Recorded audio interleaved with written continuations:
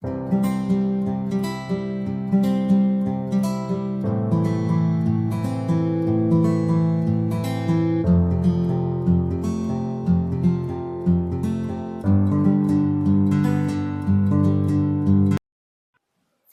Guys, welcome back to my YouTube channel. ఈరోజు వీడియోలో కారం పొడి రెసిపీ ఎలా చేయాలో చూపించబోతున్నాను.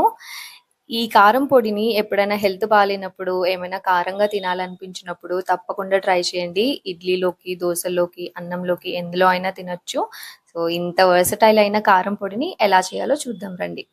ముందుగా స్టవ్ వెలిగించుకొని ప్యాన్ పెట్టుకొని కొద్దిగా ఒక కప్ ధనియాలు వేసుకొని డ్రై రోస్ట్ చేసుకొని పక్కన పెట్టుకోవాలి.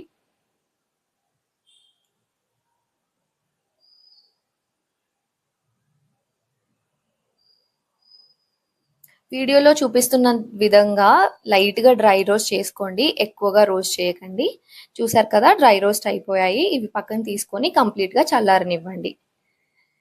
నెక్స్ట్ ఇప్పుడు ఇదే ప్యాన్‌లో మనకు కావాల్సినంత ఎండుమిర్చి వేసుకోవాలి. మీరు ఎంత క్వాంటిటీలో కారం చేసుకోవాలనుకుంటున్నారో దానికి తగినట్టు ఎండుమిర్చి ఇక్కడ యాడ్ చేసుకోండి. యాడ్ చేసుకున్నాక ఇందులోనే కొద్దిగా ఆయిల్ వేసుకొని ఇవి మనం లైట్‌గా ఫ్రై చేసుకోవాలి. మరీ ఎక్కువగా ఫ్రై చేయకూడదు. కొంచెం లైట్‌గా రోస్ట్ అయితే సరిపోతుంది. వీడియోలో చూపిస్తున్నట్లుగా చూసుకొని మీరు చేసుకోండి.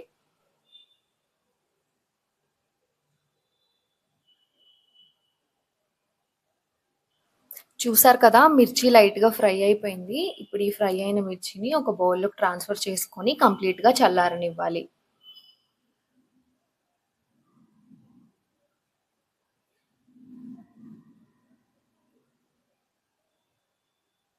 ఇప్పుడు ఇదే ప్యాన్‌లో మనం ఒక పిడికెడు కరివేపాకు, ఒక 2 టేబుల్ స్పూన్ల జీలకర్ర వేసుకొని మీడియం ఫ్లేమ్‌లో ఒక 2 మినిట్స్ వేయించుకోవాలి.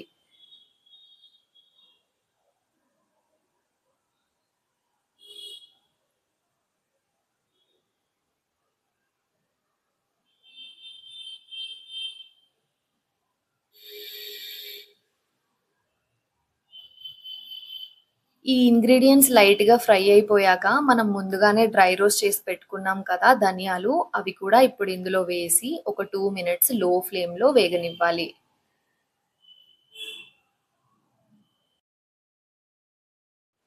అంతేనండి. ఇప్పుడు మనకు కావాల్సిన ఇంగ్రీడియెంట్స్ అన్నీ ఫ్రై చేయడం అయిపోయింది. ఇవన్నీ ఇప్పుడు ఒకదాని తర్వాత ఒకటి మిక్సీ జార్‌లోకి ట్రాన్స్‌ఫర్ చేసుకొని గ్రైండ్ చేసుకోవడమే.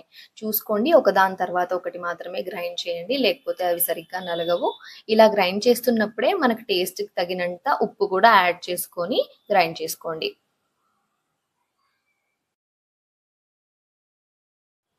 చూసారు కదా, నేను ఫస్ట్ మిర్చి గ్రైండ్ చేశాను. ఇలా కోర్స్‌గా గ్రైండ్ అయిపోయింది. చక్కగా చూడండి.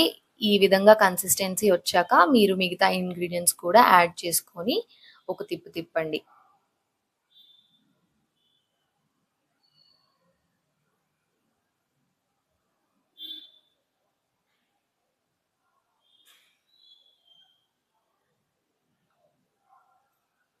ఇవి కూడా గ్రైండ్ అయిపోయాక ఒక 10-12 వరకు వెల్లుల్లిపాయలు వేసుకోండి ఇందులో. వెల్లుల్లిపాయలు వేయడం వల్ల దీని టేస్ట్ చాలా ఎన్హాన్స్ అవుతుంది. ఈ స్టెప్ మాత్రం స్కిప్ చేయకండి.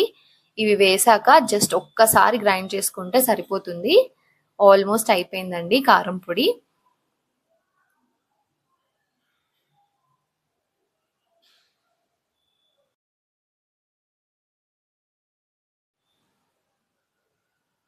చూసారు కదా, ఎంతో టేస్టీగా ఉండే కారం పొడి రెడీ అయిపోయిందండి. ఇది మంచిగా గ్రైండ్ అయిందో లేదో మనం ఒక్కసారి ఉప్పు కూడా సరి చూసుకొని ఒక బౌల్లోకి ట్రాన్స్ఫర్ చేసుకొని హ్యాపీగా తినేయడమే. ఇది ఇడ్లీలోకి, దోశలోకి, అన్నంలోకి ఎందులోనైనా తినచ్చు. అన్నంలోకి తినేటప్పుడు మాత్రం నెయ్యి యాడ్ చేసుకోవడం మర్చిపోకండి. చాలా బాగుంటుంది. ఈ రెసిపీ తప్పకుండా ట్రై చేయండి. ట్రై చేసి మీకు ఎలా అనిపించిందో కామెంట్ చేయండి. మళ్ళీ నెక్స్ట్ వీడియోలో కలుద్దాం.